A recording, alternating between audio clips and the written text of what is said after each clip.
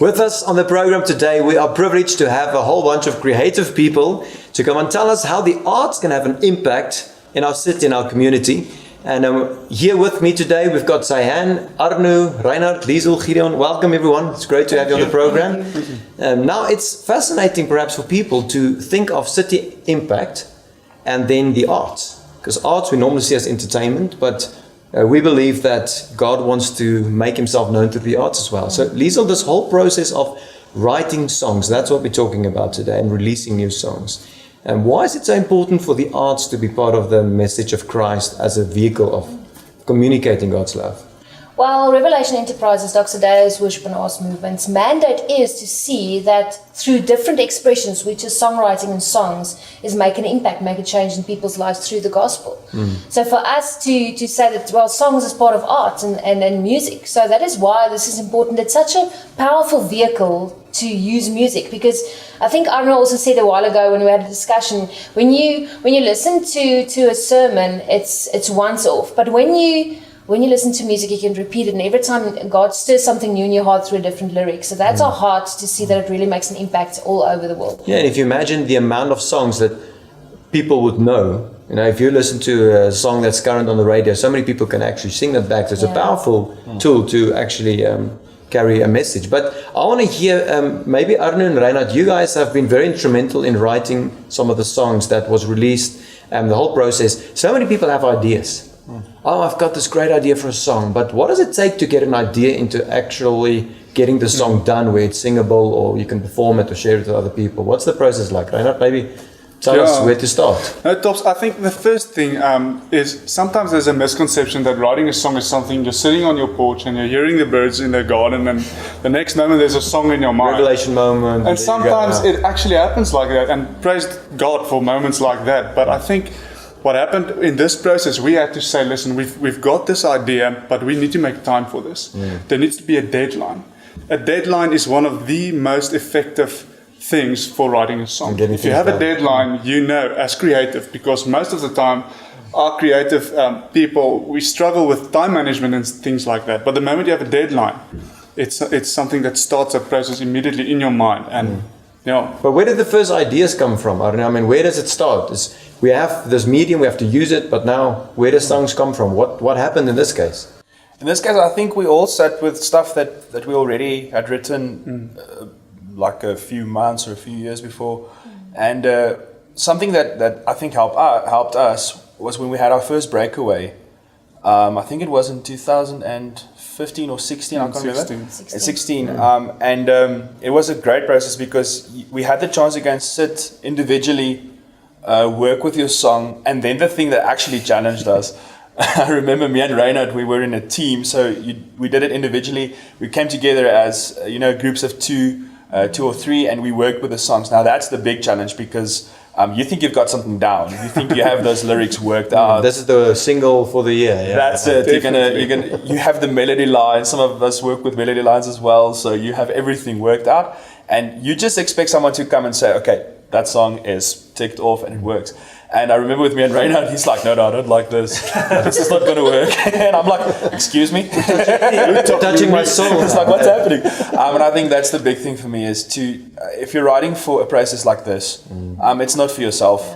It's for the kingdom. There's a higher mandate than your creativity being celebrated, but the purpose of reaching other people with a message. Yeah, exactly that. And the moment I changed my mindset to that mindset, I was like, okay, Reinhardt, give me your feedback, give me your insight on this song, because I want a fresh eye, I want a fresh ear on this song. And that helped, working with the other creatives in RE, in Doxa Deo, and getting feedback on your song. And that makes it a team effort, rather than, okay, this is in victory from Arno van Wyk. I feel this is in victory or fearless or flawless from Doxa Deo, because we all had insight with the song. And so many people carry that message. Yeah. So even though the song was written maybe the majority parts of it by a specific person. The message is not our own. It's something that the whole family is carrying. Exactly, and just to add to Arno's point, I think in the context of writing a song and being able to take the criticism of a fellow songwriter, it's a bit of experiencing the body of Christ. I mean, you're taking something that he's good in writing. Arno might be good in writing melodies, and I'm good at writing lyrics. And when you bring that together, I think there's something special that's happening. Yeah. Now, when these songs are at the place where it's co-written and the message is checked, I think the very important next part is to get that actually recorded and sounding current, that people want to listen to it. So Gideon, as a producer, you get a lot of people submitting songs to you, and you have to, in a way, find what is happening in the heart of an artist and, either produce it to what they want or make it better, hopefully better if I'm looking at these two guys. But in the process, you get now the song that's submitted to you. What in this process was something that you feel has significance for you as a producer? Well, firstly, I think it's obviously always a great privilege to work with someone else's song, because it's very personal.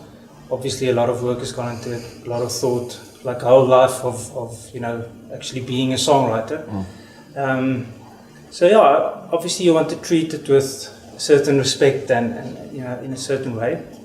But I think also for me what was important in this process, not to just copy like an international sound or a certain thing, but to try and get like a middle ground where it feels authentic also to Doxa Deo or the people who are involved. So yeah, and I think just the whole process I've been part of it for about 2 years now, and just to see the whole sort of machine getting going, with all the songwriting and stuff was great. Now, Cyann, getting to you, one of the songs that was already recorded and released was Birth in Your Heart, and that you wrote. As a songwriter, seeing something of your experience, God working in your life, what was it like writing the song, and what impact more than just something that you created have you seen through the song being recorded and released? Tops, I think it was birthed in my heart in 2015 when I did a gap year at Metamorpho.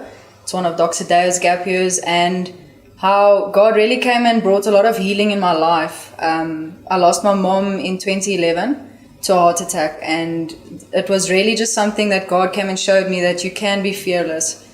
Even though you have gone through tough times, He'll always be there for you, and He'll always, that His love drives out all fear. Like it says in 1 John 4, verse 18, it says that perfect love drives out all fear. And how I really had to get to a place in my life where that was meant to be a conviction in my heart, to actually understand that God's love is way bigger than your circumstances. It's way bigger than the difficult times you go through.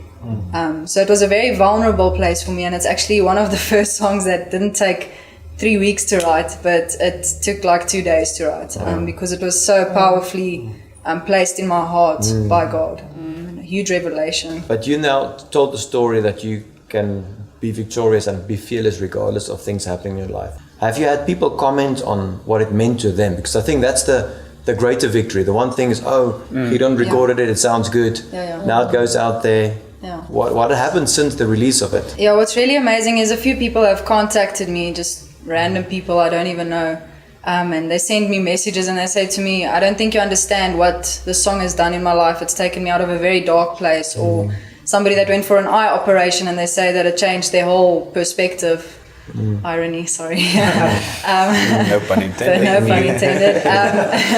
But it was really just amazing to see how the song brought healing to people's lives. And I actually knew somebody personally who had been struggling with cancer since 2011, and she heard the song, and this was just like, she loved the song, and she was baptized on the song. And a few months ago she passed away.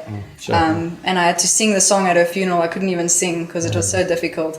But I think just knowing that it meant so much to her, and that it has so much significance in people's lives. That's powerful. It's really so it becomes amazing. something much bigger than ourselves, like you guys were saying. And I think the great thing about hearing the story and what we decided on this process is actually this, is the diversity of listening to a song in your car and worshipping to a certain song, but also in the mix something that is so personal, that means something to you, that really just grabs your heart at that moment, and doesn't even need a response. It's just something to listen to, and some of the other songs we can just respond But it's to. such a language of the heart anyway. And I think if we intentionally say, God, use us in the writing of this, that it will be bigger than my skill that is celebrated. Liesl, the bigger plan with these songs, what's going to happen? We've got a few songs being released now, singles, but what are we looking forward to for next year? Well, the bigger plan is next year in October we will be launching an album. Different songwriting days ahead in 2019, and seeing lyric videos, music videos, and see how it makes an impact. So we're very excited about the process. We were excited about songwriting, songwriters, developing them, but also seeing that the product gets out there that spreads the gospel. That's the main aim of this. Guys, I want to honor you guys for really taking action in this process. So many people die with great ideas and it never gets developed, but this was a call to really bring the reign of God into the lives of people as we submit truth through the powerful medium of music. And I was joking earlier, but it's phenomenal songs that you guys were writing. And I think it's powerful to see the effect of that and how God uses the little we have in the obedience that we put towards just following that call, and God then making the impact much bigger than we could ever anticipate. So thank you for your obedience, the way that you engage each other and the whole process in writing, being creative and honoring God through that. So being here and telling of that story, let's be excited about many more great songs that will carry the love of God to people. Thank you for your time. It's great having you. Thank you. Thank you. Thank you. Thank you.